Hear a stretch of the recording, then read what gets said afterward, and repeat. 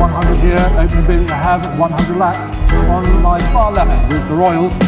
একেই বলে মোস্তাফিজুর রহমানের চান কপাল। এবার আইপিএল 2025 সালে মোস্তাফিজুর রহমানকে আইপিএল মেগা নিলাম থেকে কিনে নিলেন চেন্নাই সুপার কিংস দলটি। হ্যাঁ দর্শক, বিস্তারিত জানুন পুরো ভিডিও জুড়ে। এবারে চেন্নাই সুপার কিংস বলেছে মোস্তাফিজুর রহমানের পেছনে 50 কোটি টাকা খরচ করতেও রাজি আছে তারা। তবুও মোস্তাফিজুর রহমানকে এবার তারা চায় চেন্নাই সুপার কিংস দলে।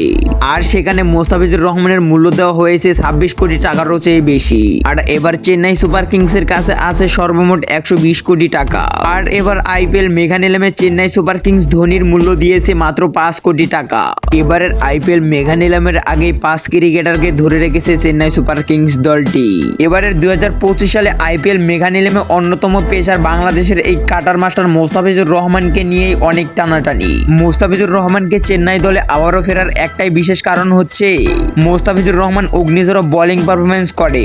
তার বলে যেমন পেস তেমনই ছিল বাউন্স। এর কারণে বিশেষ করে মোস্তাফিজুর রহমানকে সবাই কিনে নিতে অনেক আগ্রহ প্রকাশ করতেছে।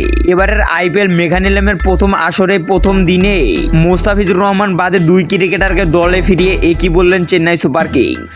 বাংলাদেশের এই কাটার মাস্টার মোস্তাফিজুর রহমানকে এবার চেন্নাই সুপার কিংস দারুণ কিছু বিষয়ে বাংলাদেশের এই কাটার মাস্টার মোস্তাফিজুর রহমানকে এবার চেন্নাই সুপার কিংস দারুণ কিছু ইঙ্গিত দিতে চলেছে।